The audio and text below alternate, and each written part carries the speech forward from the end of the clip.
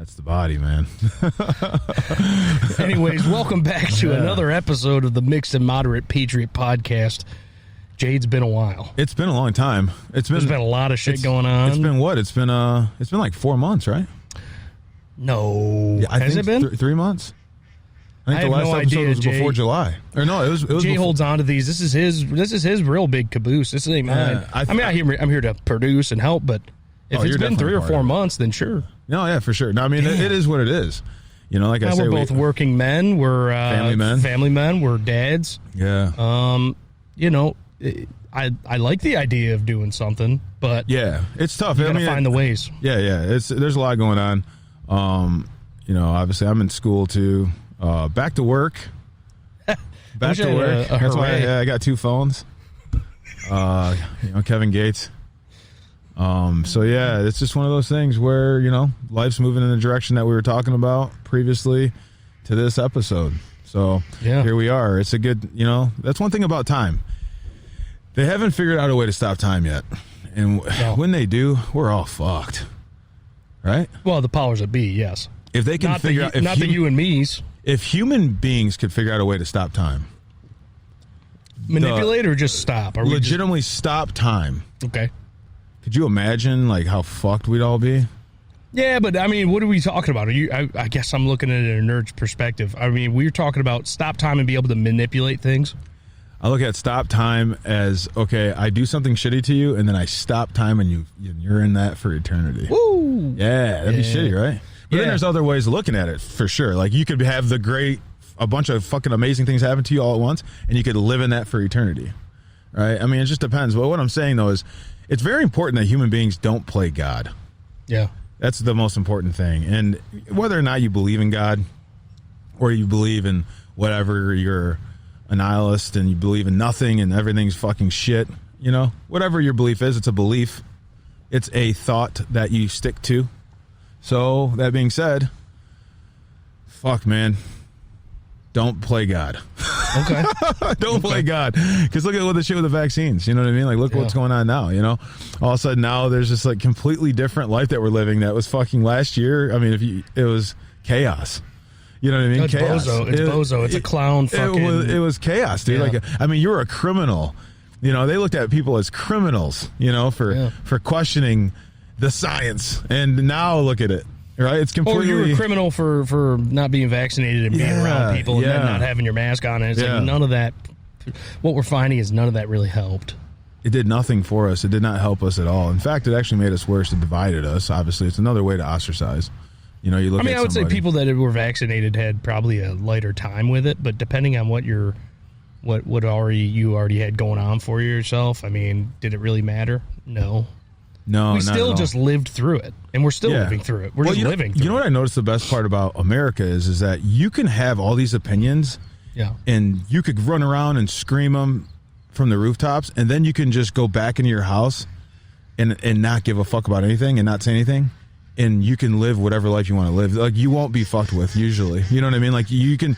The thing is that you can choose to care about things in this country, and you can choose not to care about things. Obviously, remember you brought up a good point about saying, well, what really does the president? What kind of influence does the president actually have on us? Right. You know what I mean? As a people, and obviously, like, you know, his executive powers is really what has some power that can somewhat affect us. But mainly, it's your local governments, which is that was a correct statement, because, you know, like. We were talking about civil laws and stuff, like those are the things that can affect you in this country. But at the end of the day, too, they're not enough to really infringe against you a lot, but they can. Right. They can. Like, obviously, you saw with the vaccines. That was like what you would define as, especially if you're like, you know, this pro-Constitution, over the top, right, as infringement. You know what I mean? Yeah, but fuck infringing you. We found out that they did something even more insidious. They stopped the means of production for certain things. Yeah. They stopped the transport of certain things. They created the world we're living in now, where there's these backups and these rises in the prices of things, and it's just like, man, they really you thought the government was big and bad, and you heard people talk about it, and you called them weirdos or whatever. But then you really seen what it was. Yeah, and finally. Now here we are. We finally experienced what potential tyranny can do. I wouldn't say it's full-blown tyranny what happened. No. Full-blown tyranny would have been you were getting vaccinated whether you liked it or not. Yeah. However, we've seen what they did. Yeah. Well, it was more displayed, right? Like, they say like the revolution will not be televised, but now everything's televised, right? Everything's televised by these, that, things are technology. The boom is still happening, right? The technology era is still advancing and further and further and further. So that being said, the people that the powers that be, they know this, and obviously they fear it because now it's more. They're in the open, but you saw how bold they got. Super bold. They can get bold to where they know how to, use politics in the mix of fear, right? So if you create the fear, you can really control the human, right? Yes. Like you can get that human to fucking get scared, and just like a rat, you know what I mean, or a mouse in a trap, right? Like you can manipulate and maneuver based on how you utilize the fear, right? Yeah, but that's what me and you talking. What have they done to the youth? You know what I'm saying? Yeah, exactly. I just talked to a guy the other day. He said, my son was all lined up to go to college. He was really excited. It was 2019. Then the pandemic hit. All this stuff happened. I mean, remember, there was news for, a whole year it seemed of people are just dying. Like left and right. Yeah, they kept we had to kept put it on bodies the inside trailers of big 18-wheelers. They're using fear big time. And obviously it was a real thing. I'm not saying it didn't happen, but I mean, the truth of the matter is, when you are in a situation of panic, you have to figure out a way to calm yourself down because you're not going to make rational decisions with panic. Right. Naturally. If you start panicking right now, you're going to make a lot of mistakes. The truth is that's how God made us, like into fight or flight. We all have it. So if you're panicking and everything's all fucking crazy, you know what I mean? You're not gonna think straight, and you're gonna do things that are fucking pretty crazy. And you saw that with COVID-19. But that being said, I know that with this country in particular, people started waking up a lot more to what was really going on. And now you have the midterms coming up, and you see that the left, the Democrats are kind of, you can tell they're panicking a little bit. Obviously, you saw what they did with Trump's residence there. Obviously they weaponized law enforcement. The executive branch. They've done it for a long time. I mean, historically, look at what the FBI's done, right? I mean, if you could go back, and we'll talk about this. I like to talk about it because it's important. The race debate in this country, it's really important. People probably get tired of it, but you have to understand something. It is always going to be something in this country because it's just kind of the origin. It's the foundation. But they've already laid down the fundamentals for it. Meaning, and it's now embedded in us. Absolutely. It's not even them making it up. Now it's people making it. It's now embedded in us to fight each other about race. Well, I wanted to end on the weaponizing of. No, that was a good point. Because it's true. Obviously, we're on a race topic, and back to the weaponizing. What you can do historically, if people do the research, the FBI historically has been weaponized. When the stuff was going on with Martin Luther the King, right? He was doing all this stuff, that was promoting and really saw movement, right, with the black community in America. So what happened?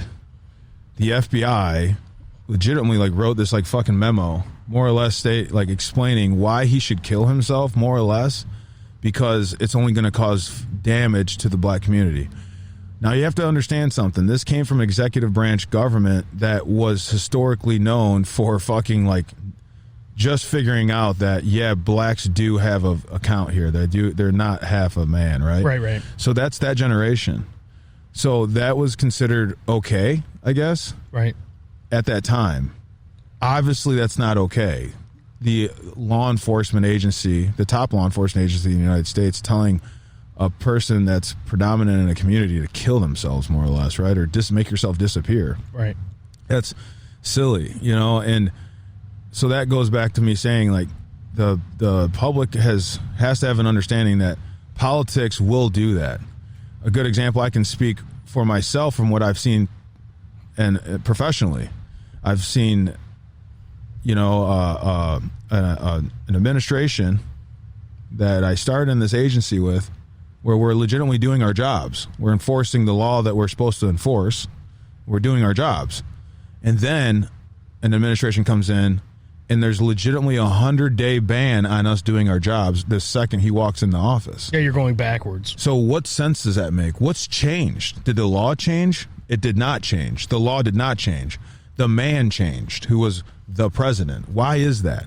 Politics. Right. And so since we've somehow just accepted this, like since the society as a whole has just accepted this because that's what we're doing, we're accepting it. The fact that it can still go on, we're accepting it. Yeah, but can I stop you? Yeah, go real ahead. quick? Yeah. It's not just acceptance. It's you will be outcasted as a complete fucking asshole, potentially terrorist. Sure. For speaking up against this. There you go. Okay. That's so sad. if the cards have already been dealt to you as, hey, you speak up about this, or you show up with a "Don't tread on me" flag. There you go. Out there. Well, you might be homegrown terrorist, domestic terrorist. Hey, how do you feel about how do you feel about gun rights? Or all right, so now we got to start getting into specifics to look at people and decide. Oh no, where do you work again? And you have these views.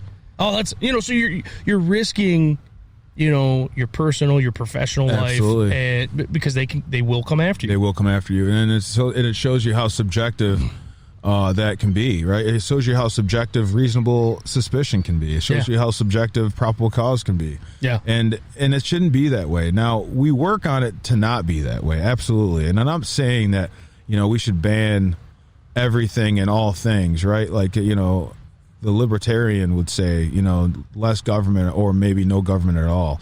I believe that there should be some type of structure. It can work. It just has to have oversight. It has to have the most broadest definition of oversight. Well, our local government should be what affects us the most, and it seems like it doesn't. There you go, and that's important, and it's never what it is; it's what it looks like. Because obviously we can't know it all, right? Especially in this country. Like the president, man, that fucking job, that is such a fucking crazy job. That job description, what you could do as a president is insane. Yeah. And well, if you're 80 something years old too, think about that. I mean, that guy can't even fucking get his eyes off the prompter. He cannot make a sentence without his eyes on a prompter. So it shows you, he'll say that's again subjective, right? Like what is fucking mentally ill at this point? I I guess we're all fucking crazy, right? So that being said, okay, he's old and he's tired, you know what I mean? Well, that's not good enough when it comes to the job. He's still the president. He still has other countries looking at him. And if people still in this world think oh no, it's fine, China's okay, Russia's okay, you're a fucking fool. Yeah, you really are. You're a fool because absolute power corrupts absolutely. Don't think that if someone, it's just like I don't know if you watch Breaking Bad, right? Like if one bad guy, the leader of a gang gets fucking killed or arrested, there's immediately someone there to replace him because absolute power corrupts absolutely, and then the power shifts. It never disappears, right? It's not just going to disappear. We're not all just going to sing Kumbaya. So that being said, that's why I believe there has to be a government. I do. That's why I support this country. I support. Of course, I support the republic. I support all that. And I always will. I'll die on that. And that's another reason why I did the oath. That's another reason why I joined the military. That's another reason why I've done my services that I still continue to do, that I thoroughly enjoy. I love doing it because I see all the potential in this country, and I see the potentials in the agencies that I've worked for. I've worked for agencies that have really bad reputations. Operation Fast and Furious. If you're out there and you watch this, just Google Operation Fast and Furious. Well, that shit was... It's insane. In fact, Lincoln Park isn't too... Well, it's actually kind of far from where we're at in Flat Rock again. Not too far. Yeah, not too far, but it's in Michigan, right? And he was a police officer in Lincoln Park that became a Border Patrol agent, that ultimately he was killed in line of duty from a government-issued weapon. Yeah, government-issued weapon. And somehow that was okay, that was a good operation. That was not a good operation. And what the saddest part is that we turn our fucking heads and we turn our eyes when it's someone on our team. We go, it's not that bad. Well, until it's your son or daughter. I'll say this. And what I mean is political parties. Yeah. If it's something the Democrats do, everyone will praise Obama. Well, it happened under his administration. It did. And he never once took any kind of heat for it from the media, ever. Especially the AG. It was the first time an AG, I believe, in U.S. history, it was held in contempt of court in Congress. Yeah, so, because they tried to hide it. And it's So, and I can tell you this. I posted on my Facebook earlier about this. You know, you heard the vice president speak about the border and blatantly, boldly lie and say the border was secure. Like, the definition of secure is pretty easily defined, right? It's controlled, right? And no one at this point could, you know, have a debate on whether or not it's secure or not. It's not. So what you just had a public official, elected official, lie on the media, in the media, just lied, right? So that's candor. She just lacked candor, right? And I post on my Facebook because I know what I do. I know what's going on too. You know, I always expect to be watched, right? Because obviously I'm held to a high standard. And that being said, if I did something like that as a public official or just a government employee, right, I'm going to lose my job, right? And they're going to fire me, and the termination is based on, and the reason that the termination is going to go into effect is because it's called lack of candor. And when you have a lack of candor, what the government basically states is, listen, we want to keep you, right? Because obviously we invested all this money into you. I have all this time. You know, I have over 15 years of government service. I have a lot of great record. Yeah, I have a lot of tax dollars put into my into me, right? I'm invested. The government, I'm a product of the government, and the government invests a lot of money into me. However, the second I lie, the government will come at me and terminate me, and I'm done. I lose my job. It's like I never existed. And what they're going to say is, because we cannot trust you to do your job anymore. Right. You've lost public trust. That's a key word, public trust. However, you just witnessed, you can Google it, Kamala Harris had this interview with whoever the fuck and said that the border is secure. So what she did was she lied. Right. She lied. She lacked candor. Will she be terminated for lack of candor? Absolutely not. And then people are going to be like, that's not the same. That's not the same. Explain to me how it's not the same. All right. I'd say it's worse. I'd say absolutely. From your level to her level, it is completely worse. Absolutely, because I'm a peon. Peon. I'm a nobody. No one elected me. I got the job by putting in for it and got selected and went through those academies. Peon in comparison to what she's the vice president of the United States.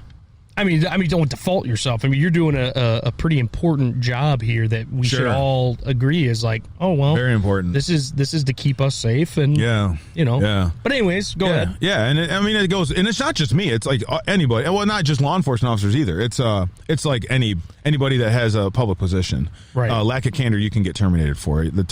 You have like discipline thresholds, and you can get a day on the beach, or you can get a letter of reprimand, which is lowest, and the highest is termination, right? So that's like the way that they discipline you in the government, right? And that's just the federal government. I mean, I'm sure it's the same in local governments, state governments, and everything else, county. So I think it's important to understand that double standard is pathetic. You know what I mean? And people shouldn't stand for that, and people should be writing their Congress, and they should be saying the same thing, saying, there's a double standard needs to be corrected. But Jay, we know why these people got into office. Politics. Yeah, but they hate politics. But it was hate for the guy that was in office before. True too. Absolutely. And they literally blindly went.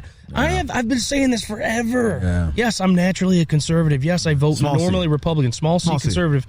I'm center right. We'll put it that way. Yeah. I'm more right and I'm center. Moderate. But right. if they had a center left person, Tulsi Gabbard, where you at, there girl? You go. Yeah. I mean, if they had these people up in the forefront, yes, you would have way more votes. Absolutely. And we wouldn't have to put in fucking Joe Biden and Kamala Harris, who were literally elected as a fuck you. Same That's reason exactly why Trump was elected. Yeah, you're right. Trump was elected because people were sick and tired of being called racist, and they were like fucking normal people. Absolutely. So I get why they did it. I understand, but you guys were the ones from the get-go that were talking the shit. Yeah. Yeah. And so people just said, fuck that. So really, dude, you saying and you having problems and grief with that is acceptable, but I hope you understand, and I'm sure all these people watching, I hope they understand too. It's like, we need to demand better for our representatives. Yeah. Why the fuck are we letting these people that have been in government as long as they have run the show? Yeah. We know what we're doing. We're the fucking people. Yeah, we're the people, man. We're the one that has to live the life. God damn. It's a big, not expecting that. My own trade. It's cool though. Beautiful Flat Rock, everybody. Trains are fucking cool though. Oh, right over there, dude. What the fuck? That's gonna come right over this bridge. You're not gonna see it in the shot. Yeah. Maybe we can take a minute here. You want to? If it continues to. You want to cut it? No, I won't cut out. I'll cut this out. Yeah, trains are cool though. Right? They are fucking dope. Trains are like the coolest fucking thing. They're up there. Really They're up there cool. with airplanes. But they established everything. Like they help our infrastructure. Like trains are the reason why everything's here. But now if you think about it, they're kind of like, with the way technology, it's weird that we haven't upgraded those yet. Yeah, you'd think. It's really strange. Yeah. Like it's an old concept. Here we go, Jay. I mean, this is mix and moderate. Yeah, exactly. I mean, well, at the end of the day, like, Dan Crenshaw posted something on his Instagram, and basically what he was saying was, he goes, I didn't take this position. Like I wanted this, and he goes, and I knew the alternatives, like things that were going to happen, and I knew that there's going to be a mass amount of people that aren't going to like me, and I looked at it like this. I remember being in, I don't know, maybe like my mid-20s, and I was at the prison. I was at the federal prison, and I remember, normally, like, you want to get along with your coworkers. You want to play. I call it playing nice in the sandbox, right? Play nice in the sandbox. But naturally, not everyone's going to like you, and especially when you start, especially if you are the way that I always have been. I've always been like the way I am. I like to talk. I'm extroverted. I like to talk. I don't act like I know everything, but if I have an opinion on something, I'm gonna like at least have some type of fucking resources to support it, and I'm also gonna make sure that my fucking what I gotta say. Right. So being in the government, and particularly being in law enforcement groups, and in like prisons, people click up. There's people that they drink beers together, they play golf together, and all that stuff, and I like to drink beer, but I didn't play golf. I played hockey, and a black dude that played hockey was still pretty fucking token. I could slip in the places, you know what I mean, but it's still, I had these conflicts of where I just wasn't getting along with people, because at the end of the day, I didn't fucking like them. You know what I mean? I didn't like them. If I didn't like you, I'm not gonna fucking go out of my way to. I'll respect the fact that we work together, because obviously I have to play nice in the sandbox because I'm a professional. Yes. But don't fucking come at me and think I'm not gonna fucking like call you out on stuff, or say you're doing something wrong just because you have this thing, What would be something that would trigger you to be like, fuck this person? Oh, well, like, was it racism? No. I mean, like, this is the thing too. I've been doing a lot of thinking about racism, right? Uh huh. Because obviously, it's prevalent, and it's definitely a factor on a lot of decisions. Let's just say that, and it's not that it's just race; it's mainly cronyism, right? Mm-hmm. If you and I are friends, okay, and we have a group that we also bring in, right, other people that more than like 5, right, and we all hang out together. And there's somebody that walks by and they say hi to our group. And we all kind of like shun them. But maybe I say hi back. Okay? Right. And then maybe that what that just did, me, the one in the group, the circle, like basically threw something back, responded. Now the rest of the group is going to say, well, maybe there's a possibility this person be entered into our group too. Got it. Now, is it just race? That being said, we naturally, as human beings, so in prison, a good way to compare this is if you walk into a prison, you will see blacks sitting with blacks, whites sitting with whites, Mexicans sitting with Mexicans, so on and so forth, because that's just naturally what happens in the wild, I guess you could call it. So that being said, yeah, I like that you said that, because I was going to add on to that. Yeah, that's kind of what it is, right? So it's natural. Now, is it racism? Absolutely not. Those people will still talk to other people. They don't have this hatred towards the other racial group, but they are a group. Okay, they're in a circle. They have a circle. There's a bond. Does that break down by person though too? Like what I'm saying is, absolutely, there are black members of society that aren't always raised in black communities. That's true. Like me, right? I was raised in a fucking Dearborn Heights in the early 90s. So you faced. I mean, if you were ever in that predicament, you'd be in a fucking predicament. That's why I remember I tell everybody this, and I even said it during my my deposition. I was like, I've dealt with racism my entire life, right? And is it a factor in my life to be who I am? Absolutely not. I'm not going to be racist. I may make like jokes to use that as like to kind of a way to lessen the seriousness of it. Yeah, comedy. Because comedy does that, and it's good that we do that because you don't want it to be as serious as it actually was. Yes. It was that way. If you take, 50, which is not long ago, 50, 60 years ago, I mean, to fucking be racist was almost cool, right? I'm sure. You know what I mean? Especially going to southern states. There's still parts in the southern states where it's still cool. Yeah. It's the still, culture. It's their fucking culture. So that being said, okay, what I've done and what I can always sleep on is if something doesn't look right, I'm going to call it out. Right. And what mainly I see, and like I said, I've been doing a lot of thinking, is it's mainly just abuses of discretion, like abuses of making decisions based on your clique. And that clique normally follows skin tone sometimes, not all the time. Obviously, you're going to have a mix, right? But when there's comparable, when you can look at one thing and this person's the person who's a decision maker is making a decision to handle this person a certain way, and then the next person comes and it's obviously a completely different situation and circumstance, but let's just say the outcomes can be the same, right? Yeah. And then there's different outcomes for that person, and that person happens to be of a different race. It looks bad, right? So, and I'll tell you right now, in the government, just like in my circumstance, I fell on many swords without being guilty of anything. Right. So that being said, too, I have to defend myself accordingly. And I have to make sure that I let the other party know I'm not here to play games. And I'll never be here to play games. I'm always going to remain professional. That's amazing to be that aware. You have to be in this game, man. Well, you have to be. For me, you saw what happened to me. You don't have to tell me that. I was sleeping in my fucking car for 5 months. Right. Right? And I didn't do a fucking thing. Right. So when someone had the audacity to tell me that it was I did the wrong thing by disclosing information that wasn't even about them, because really it was about the decision that was made with them, that's when I had an issue. And I'll still bring this up, and there's some things that we're going to work on, because obviously I have a lot of individuals who I have a lot of respect for, right? And I have utmost respect that I'm going to speak to, and I've already spoke to some of them, and it's going to go through smoothly. I know it will, because people take a lot of things personal, especially when there's a lot of ego involved. When our egos are involved, man, you saw the fucking cop, that body camera footage. Yep. Yeah, you saw how quick he was to use the ego.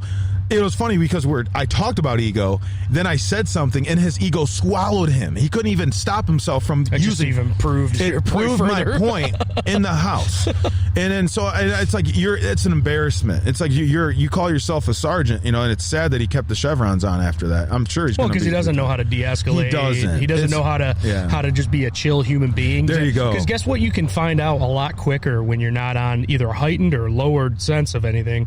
And when you're right where you need to be, which is you're investigating what the fuck's going on. There you go. But instead, you just come in, boot through the door. Yeah. What the fuck's going on? Yeah. Well, he comes from that. Well, I think he said 25 years of service. So he comes from a generation where legitimately tactics have changed. Like back in the day, they used to just boot the door, rush in, and fucking freeze, police. Now it's like more tactically advanced. They slow things down. Which is a dumb thing to say, by the way. Yeah, it is. Because have you had growth in your fucking professional life? No, you haven't. There you go. Well, that's another reason too, where when people do say there needs to be police reform, that's just it, right? Of course. You have to take the old way of thinking out and kind of bring in some new ways. Now, don't say that's the only way of thinking. You put it in your tool belt. Yeah. And that's why I tell these older cops. I work with a lot of older. Yeah, that's important for people that deserve that, though. Yeah, exactly. That deserve that energy. Yeah, growth. You didn't even have. I mean, the thing is when someone enters your home and your situation, they already knew about it because you called. Yeah. You called. Yeah. Well, that particular night, I didn't. I'm talking shit. Yeah, I got you.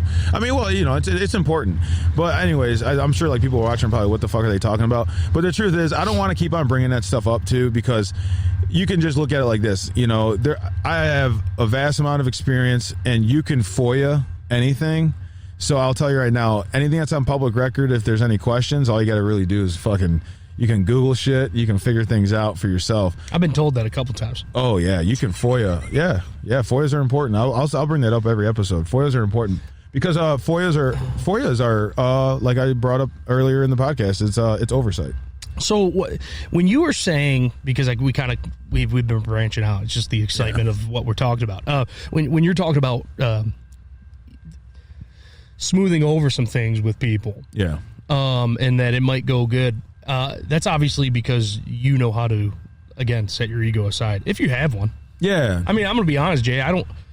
I think there's like snippets of it, but you also put that in your back pocket. Yeah. You reserve that for when it's needed. I'm a human being. Yeah. Ego is human. Yeah. You know, I mean, you know what? I think it was like Mike Tyson when he was talking about his DMT trip.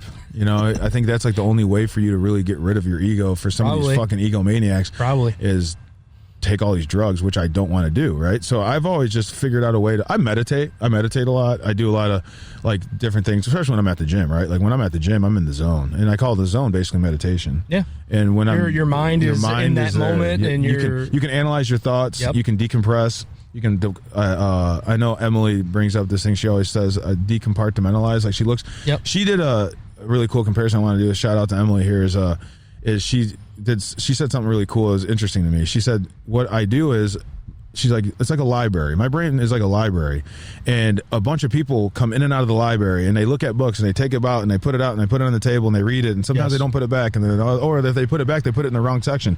She goes, what I have to do is that goes on throughout my entire day, and then at night, when it's time for Emily to decompress, when it's time for her to really slow things down and figure things out, place the books back, right? It takes organization, takes time, it takes self. Yeah. And you have to recognize that. And I respected that when I heard it, because that's exactly what everybody needs. Some people don't do it. Some people leave their library a mess. Well, and then they blame everybody else for their problems. Yeah, exactly. So you have to have that self. You have to have that self-time, self-awareness. And that's important. And meditation is really a good way good tool to use to kind of do that. That's for a yourself. great way to put it too. It is, dude. It really is. Because then you can actually see it happening. You can actually visualize yourself working through those issues or whatever you've got. It really is. Wow. It really is. It's important, and I believe too. If my ex-wife would have done something like that too, that would have helped her a lot. And I still pray for her. I hope she does that. You know, because that's what I noticed too. Don't get me wrong. I always say this because obviously, and if I bring her up, I want to make sure that people know, hey, I was not the best husband. I wasn't perfect by any means, but I definitely wasn't doing things where I wasn't leaving my library a mess and like blaming her for it, right? So that's important, you know, and it's important to analyze that stuff. But ego is such it's a devil in disguise. You know what I mean? It really is. It's a devil in disguise. And especially for law enforcement. I mean, naturally, law enforcement, the career itself attracts egomaniacs. Let's be real. Well, they just need to have those departments of people that do that, they need to hire people to like a therapist that literally is hired on the spot for people to go and look at things, because that guy obviously experienced trauma one way or another in his life, and so he uses that as a mechanism to say, oh, I'm big and bad. Yeah, for sure. Honestly, it's like, you don't have to approach things like that. Yeah, exactly. There are times where that's needed. Yep. You know, when a motherfucker's out of line, and you gotta bring that heat. But fight or flight. Dude, I mean, know when it's time to fight, know when it's time to flight. And when I say flight, not run away, but maybe like digress your fucking argument. You lost. Oh man, yeah, you lost. Of course, you lost the argument. And on top of that, too, when the situation is actually like concluded, that's what killed me the most. You know, if a situation is concluded, okay, a good example with George Floyd, right? George Floyd, that's a good one. Everyone knows about George Floyd, right?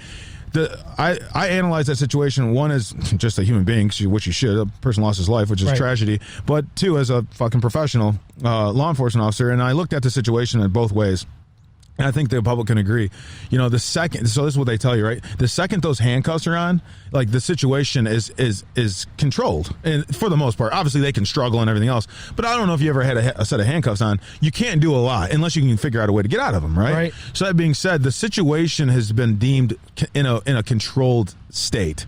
Now you can what else are we talking about, right? Even if he's wiggling around, okay, get him in the back of the car and everything else. But at the end of the day, you don't throw extra jabs, right? Like when someone's in handcuffs and you know, it should be criminal. Yeah, there you go. It is. It's a violation of the 8th Amendment. And that being said, because it's cruel and unusual punishment. I mean, if that was the case, if we did not have an 8th Amendment, we would constantly be getting fucking messed up by our government. Our government would take full advantage. In a lot of ways, we still are. Yeah, well, that's why you have to fight for that guy. Yeah, for sure. In a lot of ways. Exactly. Regardless of what you felt about him. Exactly. Regardless of what his history was. Absolutely. The handcuffs are on, man. At the end of the day, the guy was apprehended. Well, why the fuck we got which I don't...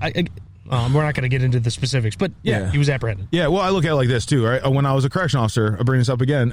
You know, I'm sitting there and I'm watching 120 convicts, right? Inmates, whatever you want to call them. They're fucking convicted of a crime and they're sitting in federal prison. What is their punishment? Okay. Is their punishment me making their lives hell? Making sure that they're following every rule. They don't even take a single bag of, or a single chip out of their buddy's bag because that's giving something of value to another person. So you write them a fucking 300 series shot, which gives them discipline. They have to go to the special housing unit. Do I do it that way? Yeah. Do I do it by the book, or do I be a empathy? Do I say a verbal thing? Hey, or do I fuck you guys up? Or do I say to myself too, as a correctional officer, their punishment isn't what I can put on them, Jason. You know what their punishment is? Being in prison. They're already, that's their punishment. They're here. They're here. So there's a lot of officers, and I used to teach this when I would train I do like OJT for the newer officers. I tell them, I say, hey, listen, the first thing you got to do is you got to ditch that attitude that you're some Billy badass that's here to basically make sure you're enforcing the law. What you do, you got to do your job. You got to be a correctional officer, but you also have to understand that their punishment is being in prison. And that piddly bullshit shouldn't really fly. Yeah, for sure. Unless someone's physically being hurt. Also blatant disrespect. Of course. Blatant disrespect, that's a test. You're trying to keep it cool in there. Yeah, you're for sure. You have a job to do. You have a job to do, and they can't hate you for that either. And that's the same thing. That's why another reason too I didn't hate the sergeant that was at my house. I didn't hate him because he was doing his job. The guy showed up to a fucking phone call, that was supposed to be an emergency. But like I said, once he knew the situation was in control, again, did he have to do the extra blows? Right? Did he have to do the extra batter and bickering and all this other stuff? Did he have to make himself look like a jackass? Absolutely not. He didn't have to, because one, he's a professional. He should be a professional. And two, the situation was resolved. The situation was resolved, and that's really important for people to understand that cops do have a tough job. They do have to figure out when things are in control, because sometimes it's not always so out there for them to understand. Of course, people are just. Especially today.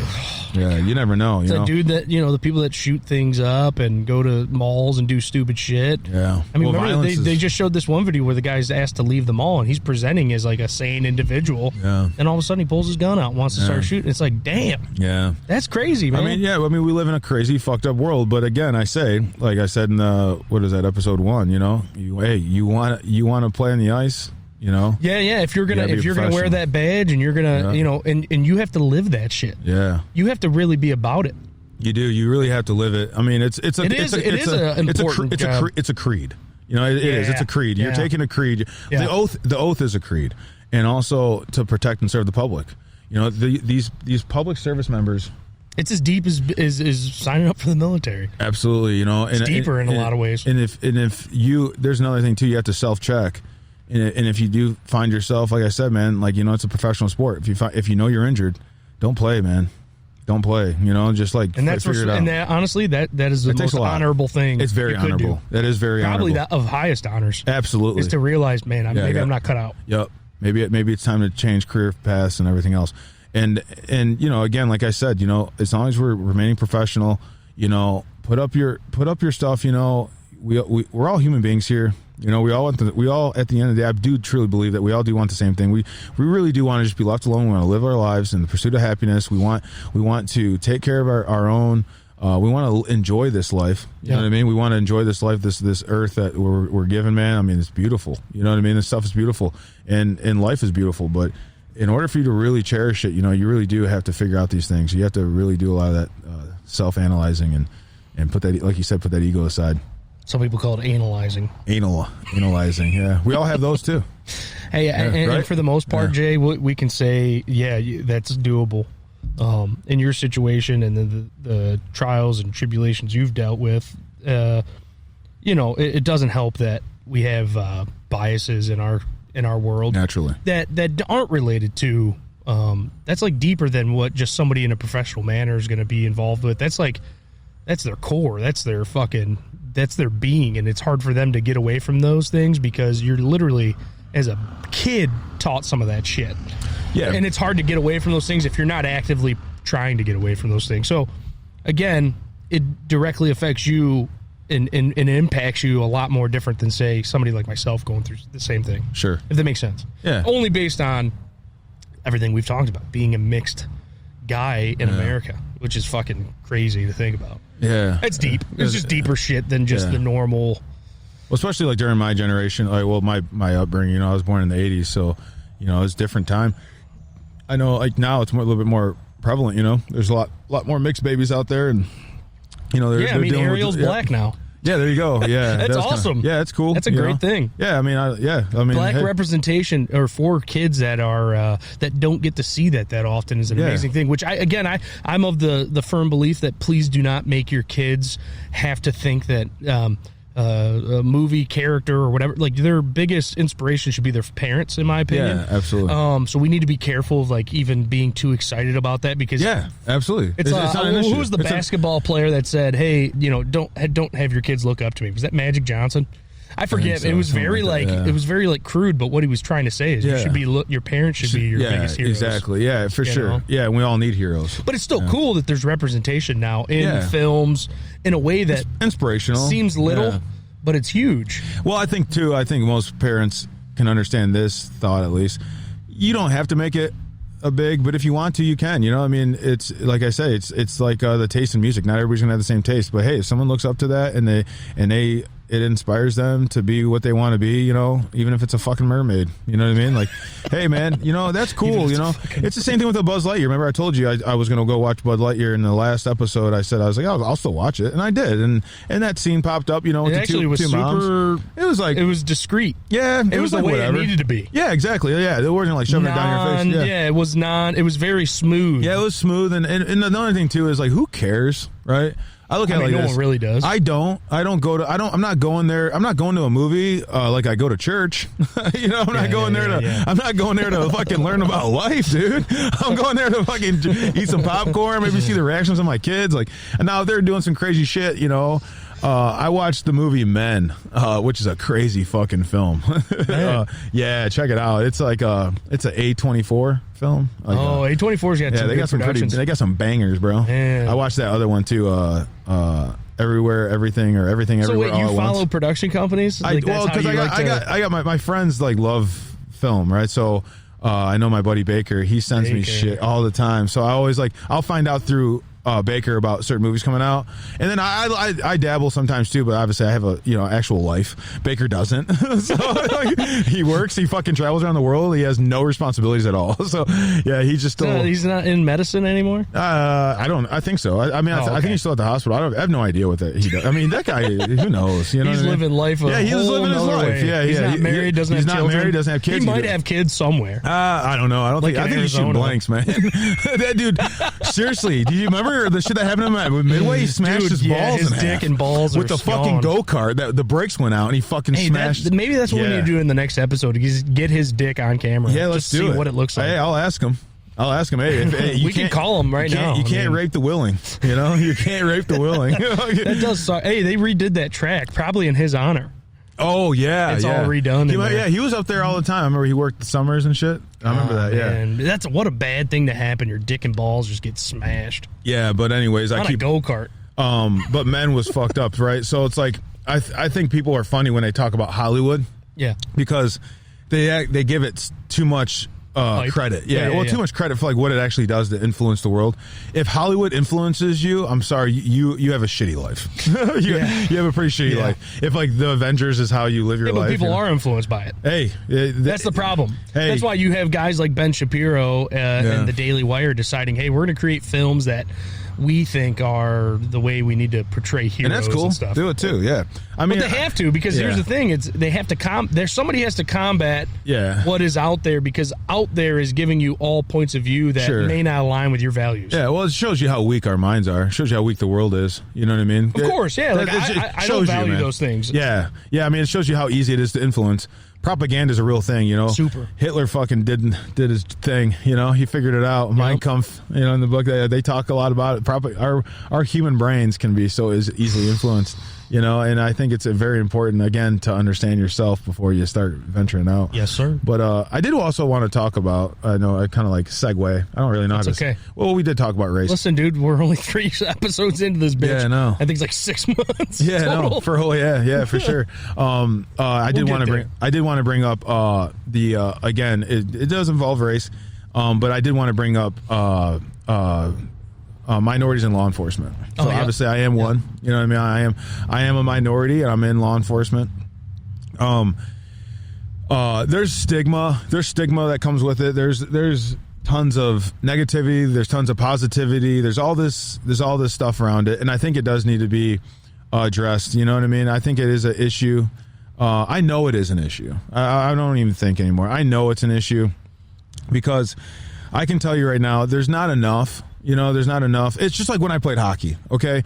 So I grew up playing hockey, right? In an all-white neighborhood, and I was a black kid at Penn Park learning how to skate. And Penn Park in Dearborn. Okay. And I remember getting those looks, like, what the fuck's this kid doing on the ice, right? Or, like, what's he doing? Jerome right? McGinley? Yeah, right. Yeah, there you go. Yeah, shout out to Jerome McGinley. He's retired now. And, the thing is that's sad, right? That's sad. Like, why is it that it was like this culturally, it's culture, right? That was culture. Well, especially, I'm sure Canada felt the same thing when Americans started playing like more and more. They're probably like, hey, you can't play our sport. Right. But at the end of the day, sports are sports. Like, anybody can fucking play them, right? You could try, I mean, everybody fucking walks, you know what I mean? Like, you can fucking get on the ice. Right. So at the end of the day, that's what I compare growing up and trying to play hockey, learning how to play hockey and becoming a hockey player.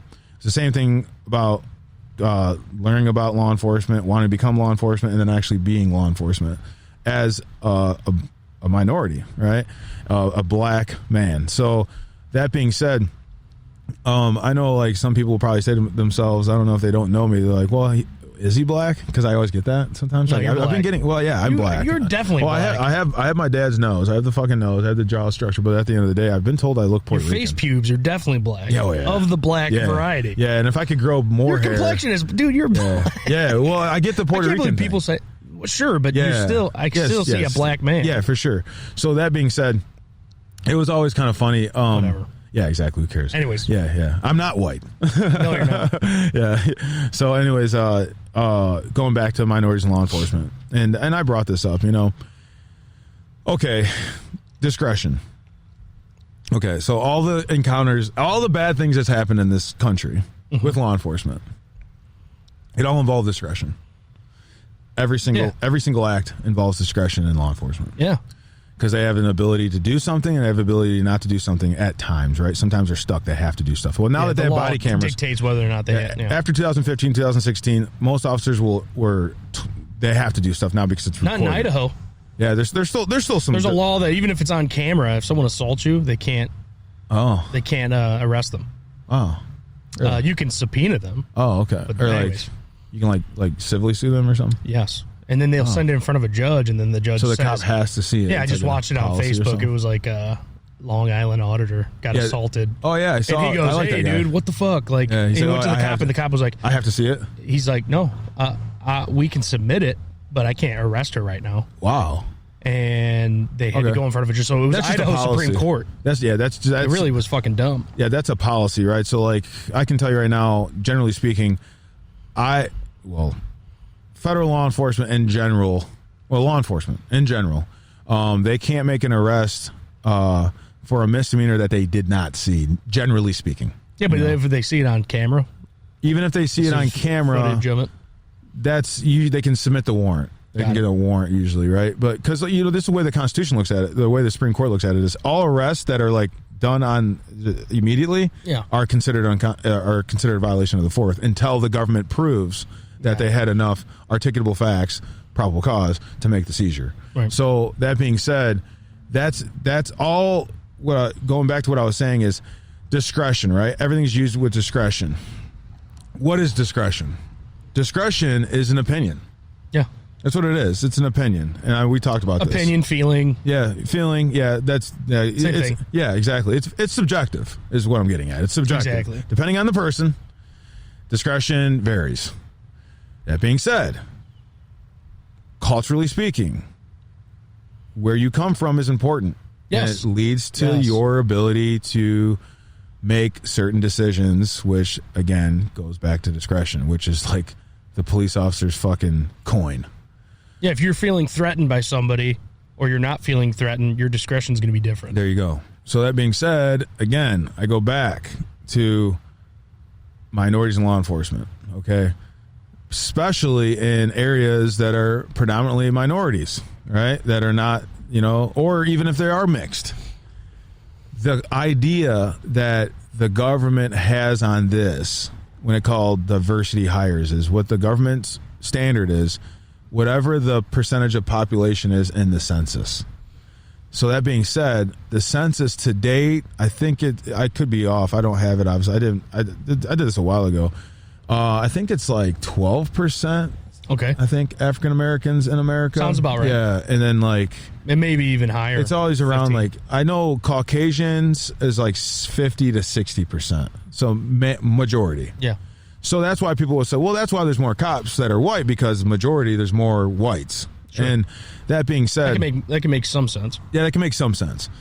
However, I think it behooves law enforcement agencies, especially today, to have more minorities in law enforcement. And now I'm not saying... I'll go one further. You should have to live in the same... community.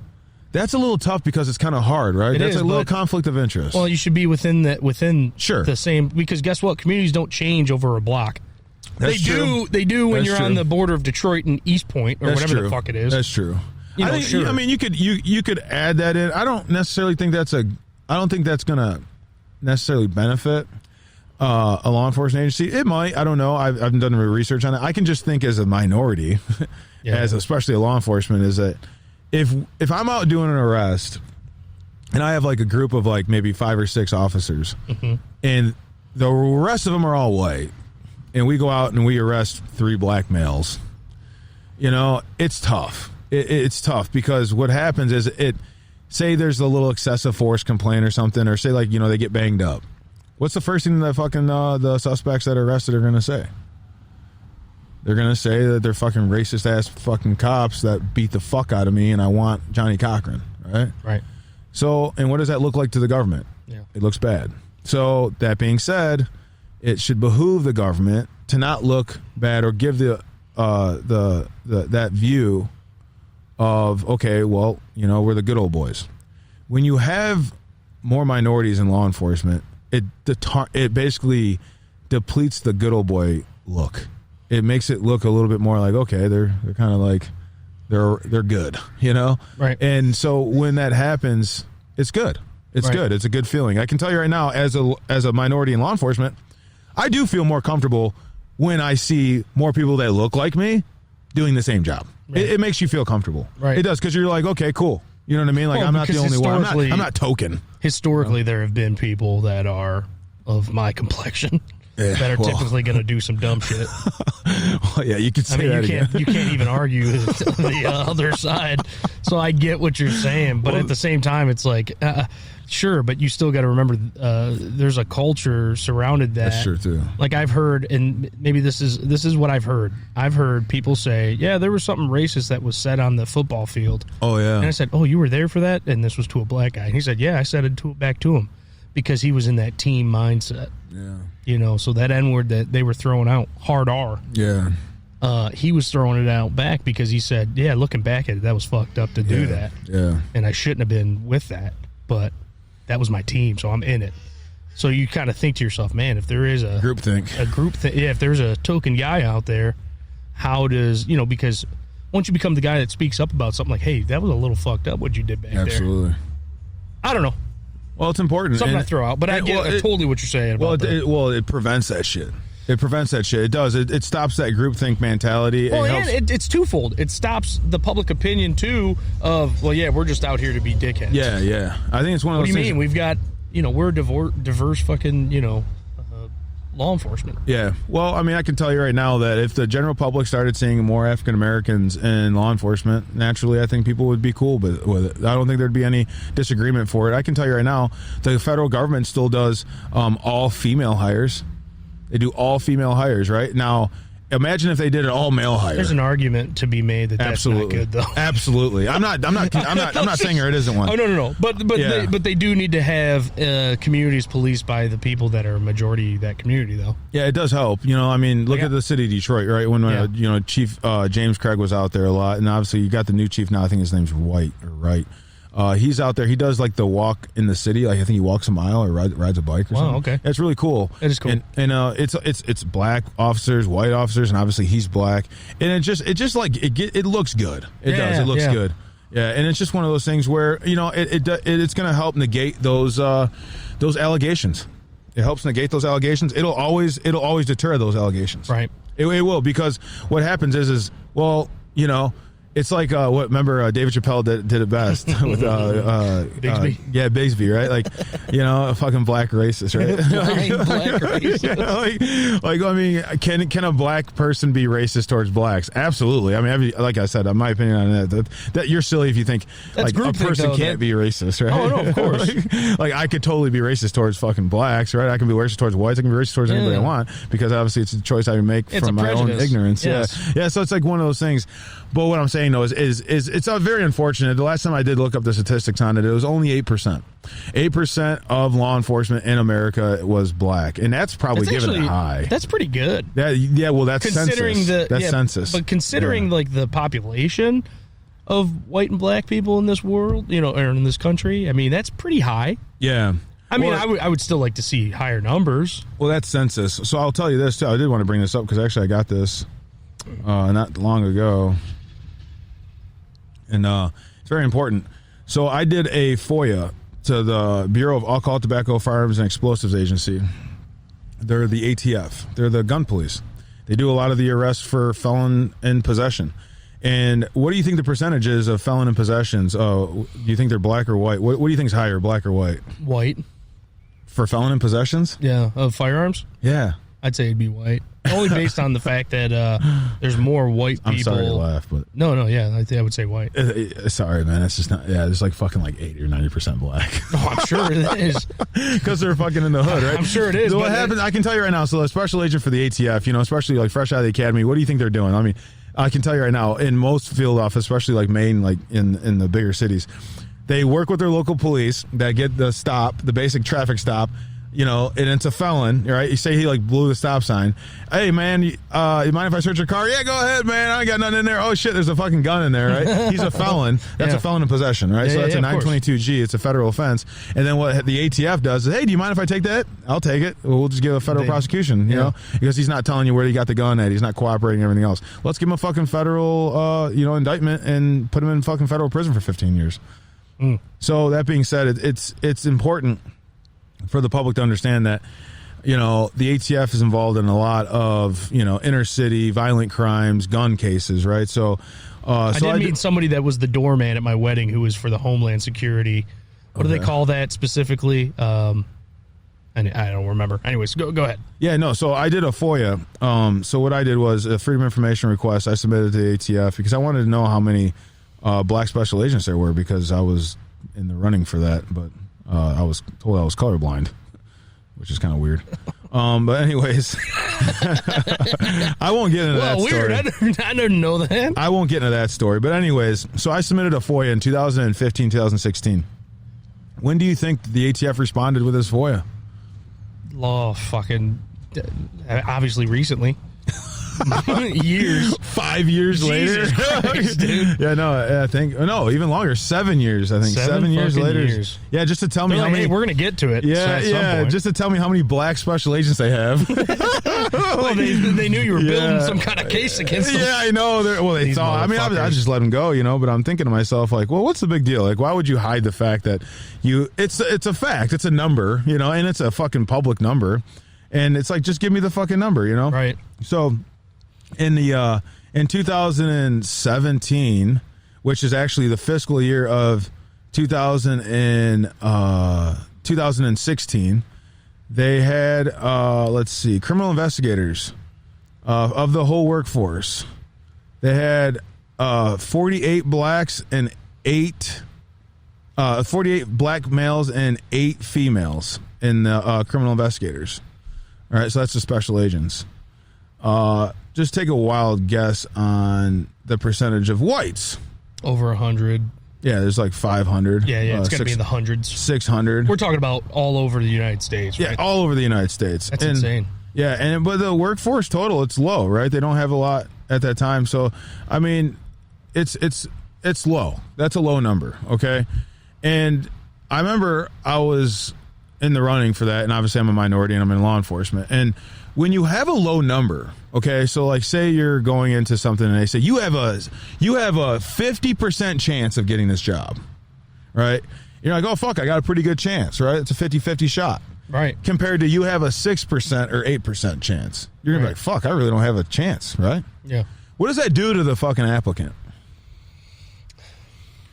It makes them not fucking probably put in for the job because they're like, what's the point? But is it you have a low chance. And I get what you're saying, but is it race-based? I mean, obviously the numbers are showing us that there's potential for it to be.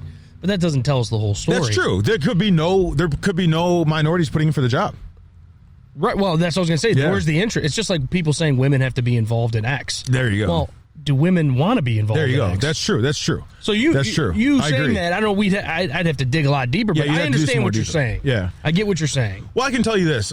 The fact that the agency didn't even give me the FOIA for fucking 7 years. It's like, come on, man. Like these guys, the FBI calls that a clue. And another thing too is it's an agency that it was involved with that everybody knows about, Operation Fast and Furious. They're good at covering things up. They try. At least they think they're good. They're really bad because obviously they got caught. But anyways, food, buddy, get out of here. Yeah. See him. He wants to be on the podcast. He must have heard about ATF. It's probably like one of their fake ducks. Like, speak louder. Birds are real. Ducks are real. It's part of the fucking government, dude. Yeah. He's like, what are you motherfuckers talking about? Don't you tread on me. So anyways, what I'm getting at, man, like, okay, I'm not gonna sit here and do like some conspiracy theory shit. All I can tell you, it's not conspiracy. Yeah, exactly. All I can tell you is hire more fucking blacks, ATF. And I know that they're doing that now. I noticed, I think one of my buddies that was at Glencoe was like, yeah, there's more black people in the academy. I'm like, oh, cool, good for them. And it's kind of funny because that's usually how the government is, right? They're very reactive, right? They're not proactive, they're reactive. It says I only got 2 minutes left on that card. Oh, well, we better fucking wrap it up soon. But anyways, that being said, government's reactive, they're not proactive, but they're going to try to make it right. Make it right. Support minorities in law enforcement. It's very important. Yes. And support minorities and anything that they do, right? Well, not just minorities. Support people and what they do, and also support your police. Seriously, support your police. And I won't say like you should support them in everything that they do, of course, because obviously they're not the enemy, but they will burn you. They will burn you if they want to burn you. They actually tell you that when they arrest you. They tell you, anything you don't have to incriminate yourself. Anything you say can and will be used against you. So that being said, they're not your enemy, but you definitely should support them because obviously you want a safe and secure community. So that being said, too, shout out to Van Buren Police Department. You guys will do better. I know you will, because of the situations that take place. There's good police officers everywhere, and I'm not saying that they're all bad. I'm not saying that they're all good. They're people. We're human beings. We're all living this human experience together, and I think that we, should all come together and have dialogue without taking things so personal. I think we got to remember police work for the public. Absolutely, public servants. They're not servants in the way that they're like holding a fucking wine out like a butler. No, they're servants as like, hey man, you good? Everything good here? Everything cool, good? Man. Cool. You know what I mean? And we're not here to violate your rights. Absolutely, we're here to just make sure everything's okay. Okay, we'll move on. There you go. Or absolutely, not. Yeah, we got a job. Or we need to escalate. Or I'm physically in my presence. I'm seeing something go down. I got to take care of it. Absolutely. So it's Kevin and Jay. We got 22 seconds left, and it's going to be down. I don't know why. I wiped the card before we started. It's all good. Yeah, it's kind of perfect, right? About an hour. Was that an hour? Over an hour? Yeah, it says 2 hours and 55 minutes, meaning, you know what? It never probably cleaned my card. Gotcha. So I probably had like just enough left. Okay, that's cool. So anyways. Yeah, I feel like it's been an hour. But yeah, thanks for watching. Keep it sleazy.